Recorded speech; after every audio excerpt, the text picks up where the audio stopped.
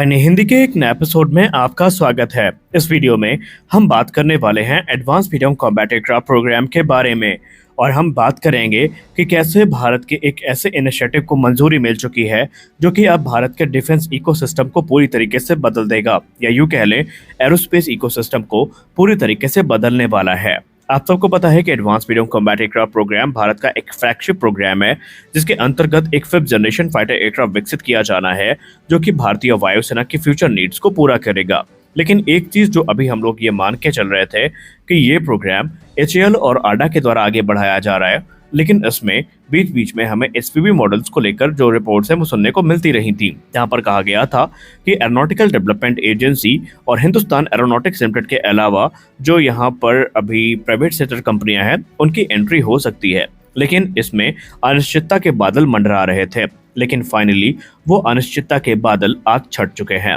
क्योंकि भारत सरकार ने न सिर्फ advance medium combat aircraft programme को फास्ट ट्रैक करने का यहाँ पर निश्चय किया है बल्कि long pending public private sector collaboration को मंजूरी दे दी है। जी हाँ, अभी जो ट्रेडिशनल आज तक गवर्नमेंट ओनली शेप चल रहा था हमारे मिलिट्री एविएशन प्रोजेक्ट में, अब वो खत्म हो चुका है और अब प्राइवेट और पब्लिक सेक्टर मिलकर इस काम को आगे बढ़ाएंगे। मीडिया रिपोर्ट्स की बात माने तो एरोनॉटिकल डेवलपमेंट एजेंसी और हिंदुस्तान एरोनॉटिक्स लिमिटेड अब प्राइवेट सेक्टर के साथ एक वेंचर को फॉर्म करेंगी और एमका प्रोग्राम को एग्जीक्यूट किया जाएगा। ये एक 3-वे पार्टनरशिप होगी जो कि हिंदुस्तान एरोनॉटिक्स लिमिटेड, DRDO और इंडियन प्राइवेट सेक्टर फर्म के बीच में फाइनलाइज करी जाएगी और इसका उद्देश्य होगा एमका प्रोग्राम को फास्ट ट्रैक करना। लाइफेस डिफेंस से बात करते हुए HAL के एक सीनियर ऑफिशियल ने मीडिया से बताया कि इस समय एरोनॉटिकल डेवलपमेंट एजेंसी और आडा साथ में मिलकर एमका के डिजाइन फेज को कंप्लीट कर चुके हैं, लेकिन हम इस समय जो प्रोडक्शनाइजेशन है इसको भी देख रहे हैं, जहां पर हम एक स्पेशल पर्पस व्हीकल मॉडल को तैयार कर रहे हैं जहां पर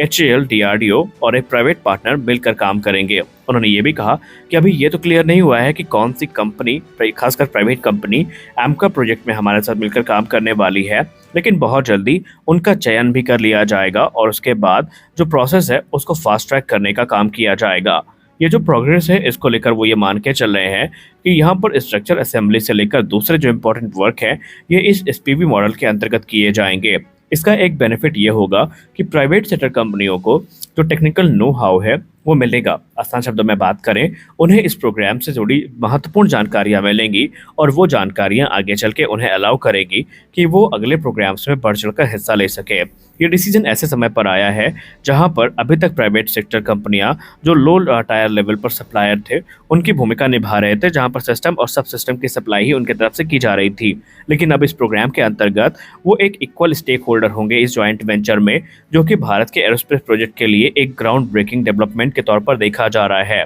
और अगर ये प्रपोजल सही से आगे बढ़ा जैसा हम उम्मीद कर रहे हैं तो फिर हमारे जो प्राइवेट फर्म्स होंगी ये भी इक्वल फाइनेंशियल और वर्क टर्म्स में HAL के साथ मिलकर काम कर पाएंगी और ये सिर्फ एमका तक ही सीमित ही नहीं रहेंगी बल्कि दूसरे जो हमारे इंडिजिनस प्रोग्राम है उसमें भी इनकी सहभागिता को सुनिश्चित किया जाएगा। इस पे एडिशनल डिटेल देते हुए जो HAL के अधिकारी हैं उन्होंने ये भी कहा कि इस समय एमका की जो प्रिलिमिनरी डिज़ाइन है ये पूरी की जा चुकी है और जो पहला प्रोटोटाइप है 2026 से 27 तक रोल आउट किए जाने की तैयारी की जा रही है। सेकेंडली, अब 4th जनरेशन फाइटर्स की बात करें और 5th जनरेशन फाइटर्स की बात करें तो इसमें हमें काफ़ी अंतर देखने को मिलेगा क्योंकि स्टेल्थ फाइटर में हमें बेसिकली जो स्टेल्थ प्रोफाइल्स हैं वो देखने को मिलती हैं और यहाँ पर एमका फाइटर इसी को कैरी करेगा। लेकिन सबसे खास बात यह है कि हम अब इस प्रोग्राम को फास्ट ट्रैक करना चाहते हैं क्योंकि भारत ने इससे पहले एक 5th जनरेशन फाइटर एयरक्राफ्ट में एंटर किया था जो कि FGFA प्रोग्राम था, जो कि हमने रूस के साथ आगे बढ़ाया था,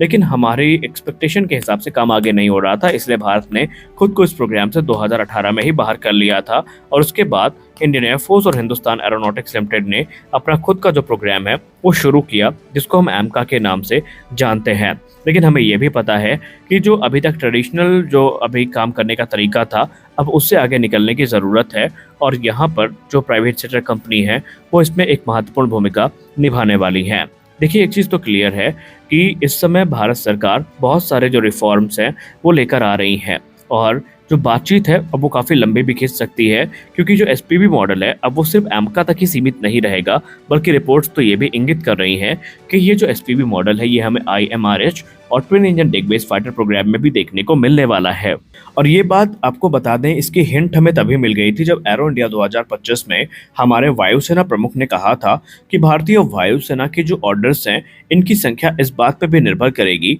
कि हमारे पास कितनी एक्टिव प्रोडक्शन लाइंस हैं। और उन्होंने स्पष्टली इस चीज़ को स्पष्टली कह सकते हैं कि आप स्पष्ट तरीके से ये कह दिया था कि जो प्राइवेट प्रोडक्शन लाइन है, ये हमारे लिए काफ़ी महत्वपूर्ण भूमिका निभाएगी। और उन्होंने क्लियरली ये कहा था कि एक प्राइवेट प्रोडक्शन लाइन हमारे लिए इसलिए भी ज़रूरी है क्योंकि इसके आने के बाद जो एयरक्राफ्ट प्रोडक्शन रेट है वो 30 को पार कर सकता है। खैर, आपको बता दें कि आने वाले भविष्य में हमें और भी बड़े डेवलपमेंट देखने को मिलेंगे क्योंकि आंध्र प्रदेश सरकार ने जो HAL है उसको एक नई प्रोडक्शन लाइन प्रपोज करी है और वो AMCA तेजस मार्क 2 से संबंधित है, जहां पर वो एक बड़ा इलाका HAL को प्रोडक्शन लाइन के लिए देना चाहते हैं। तो ऐसे में जो तैयारियां हैं वो धीरे धीरे आगे चरणबद्ध तरीके से बढ़ रही हैं। एयरक्राफ्ट मैन्युफैक्चरिंग की जहाँ तक बात रही, तो एक समय ऐसा था जब प्राइवेट सेक्टर ने इस पे काफ़ी हेजिटेशन दिखाई थी और वो समय था 2021-22 का, क्योंकि उनका कहना भी सही था कि हमने आज तक कभी किसी बड़े प्रोग्राम को ज्वाइन नहीं किया और हमारे अंदर इतना कॉन्फिडेंस भी नहीं है कि हम ये बात कह पाएँ कि हम प्रोग्राम को सही से एग्जीक्यूट कर पाएंगे भी या नहीं। लेकिन उस समय एरोनॉटिकल डेवलपमेंट एजेंसी और HAL के अधिकारियों ने कई राउंड्स की जो मीटिंग है उनके साथ करी और उनको कॉन्फिडेंस मिल लिया। और आज हालत ये है कि तकरीबन 5 से ज़्यादा कंपनियां हैं जो इस प्रोग्राम को ज्वाइन करने के लिए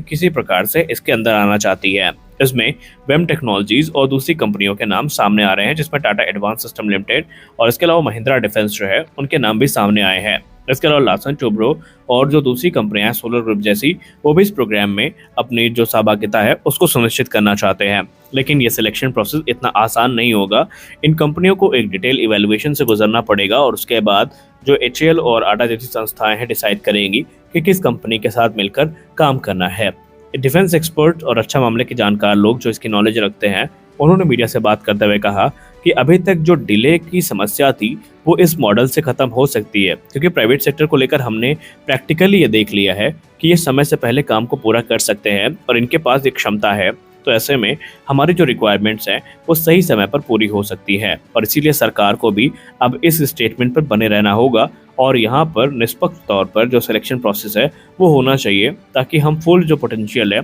उसको यूज़ कर पाएँ। और इस समय भारत में इसको लेकर काफ़ी हर्षोल्लास का माहौल है, क्योंकि ये वो प्रोग्राम था जो ये एक समय माना गया था कि अधर में लटक रहा है और उसमें कोई निर्णय शायद देखने को ना मिले, लेकिन सरकार ने इसमें सही समय पर निर्णय ले लिया है। अब ज़रूरी ये है कि जो निर्णय लिए गए हैं इनका एग्जीक्यूशन भी उतना ही आसानी से हो और उतना ही पक्का हो ताकि हमें भविष्य में किसी प्रकार की कोई दिक्कत देखने को ना मिले। खैर, आप SPV मॉडल को लेकर कितने संतुष्ट हैं, अपनी राय कमेंट सेक्शन में ज़रूर बताएं। तो मिलते हैं अगले वीडियो में कुछ और अपडेट्स के साथ। तो तब तक के लिए जय हिंद।